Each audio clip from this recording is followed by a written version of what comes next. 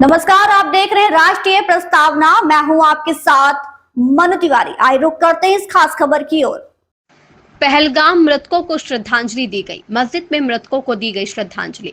हरदोई शाबाद नगर के अल्लाहपुर सैदी खेल मोहल्ले में शारीफ खां के आवास पर पहलगाम में आतंकवादियों द्वारा मारे गए टूरिस्टों को लेकर एक शोक सभा का आयोजन किया गया। शोक सभा में उपस्थित गणमान्य नागरिकों, प्रबुद्ध जनों ने मारे गए बेगुनाह टूरिस्ट को 2 मिनट का मौन रखकर श्रद्धांजलि अर्पित की और आतंकवादियों की कायराना हरकत की निंदा की गई। इस मौके पर सारिब हुसैन खां, डॉक्टर मुरारीलाल गुप्त, कमलेश चंद्र रस्तोगी सहित बड़ी संख्या में प्रबुद्ध जन मौजूद रहे। मौलागंज मस्जिद में जुमा की नमाज संपन्न होने के बाद जम्मू कश्मीर के पहलगाम में आतंकवादियों द्वारा हमले में मारे गए टूरिस्टों को श्रद्धांजलि दी गई तथा मृत आत्माओं की शांति के लिए मौन रखा गया। जम्मू कश्मीर में पहलगाम बेकसूर टूरिस्टों की आतंकवादियों द्वारा गोली मारकर हत्या किए जाने के बाद पूरे देश में कैंडल मार्च, शोक सभा एवं श्रद्धांजलि सभाएं आयोजित की जा रही है। इसी क्रम में शुक्रवार को 1:30 बजे दोपहर जुमा की नमाज संपन्न होने के बाद काली पट्टी बांधकर मुस्लिम समाज के लोगों ने आतंकवादियों द्वारा की गई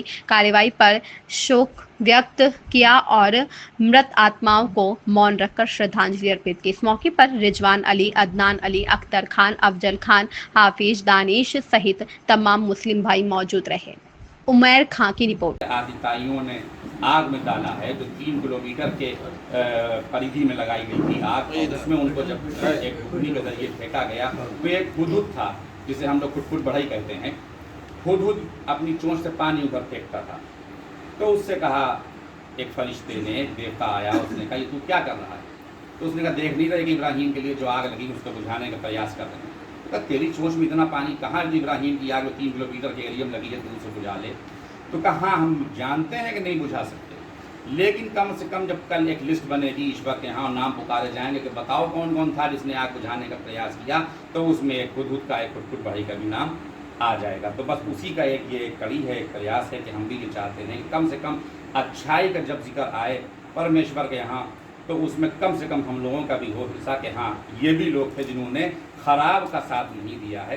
क्या कहा गया कि अगर गलत काम देखो तो उसको अगर हिम्मत है तो फांस से रोको। अगर इतनी भी हिम्मत नहीं है, ये हदीस है रसूलुल्लाह सल्लल्लाहु अलैहि वसल्लम की, कि अगर हिम्मत है तो हाथ से रोको, इतनी भी चेष्टा नहीं है तो ज़बान से बुरा कहो, और इतनी भी हिम्मत नहीं है तो दिल से बुरा कहो और उसके हट जाओ, उसके साथ न हो। तो कम से कम हम उसके साथ नहीं हैं, हम इस पे मुतमईन हैं। शब्द का अगर उन्होंने एकदम से गोली चलाई होती, अंधाधुंध पर्यटक हमला हुआ, पर्यटक पे नहीं, हिंदुओं को नाम पूछ के हमला हुआ, तो पहली बात तो इस शब्द से मुझे आपत्ति है। क्या हुआ? दूसरी बात है इस्लाम के नाम पे हुआ, तो इसका सल्यूशन क्या है? सल्यूशन ये है कि जब तक हमारे मुस्लिम स्कॉलर, सारिफ भाई, तैयब भाई, आबाद भाई सब कर रहे हैं, इससे काम नहीं बनेगा।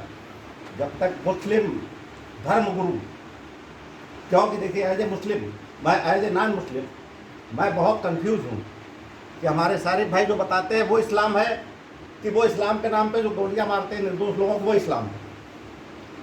तो इस कंफ्यूजन को दूर कौन करेगा?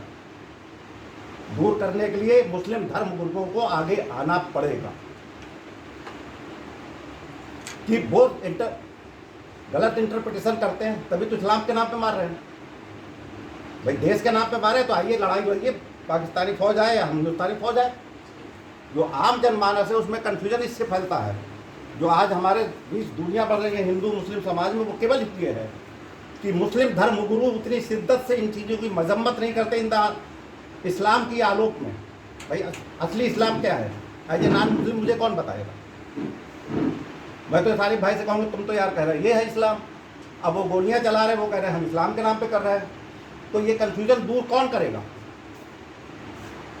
इस कन्फ्यूजन को दूर करने की बहुत सख्त ज़रूरत है हिंदुस्तान में, खास तौर से अगर हमको सबको सही अस्तित्व रहना है तो एज ए नॉन मुस्लिम मुझको पता होना चाहिए कि वो जो कर रहे हैं वो गैर इस्लामिक है, और उनका वैसा ही बाइकआउट होना चाहिए जैसे कि पंजाब में आतंकवाद कैसे ख़त्म हुआ था, जब पंजाब के लोकल पॉपुलेशन ने उस आतंकवाद से पीड़ित होकर उसको सपोर्ट देना बंद किया। देखिए सामाजिक बहिष्कार से बड़ा कोई हथियार नहीं है। उनके खिलाफ इस्लाम की उन आयतों पे डिस्कशन होना चाहिए जिन आयतों का वो मिसयूज करके मारते हैं। और मुस्लिम धर्म गुरुओं को आगे आना पड़ेगा। हमारे 2-4 भाइयों के कहने से इनकी कोई सुनेगा भी नहीं, उनको इस खबर में बस इतना ही। बने रहिए हमारे साथ और देखते रहिए राष्ट्रीय प्रस्तावना।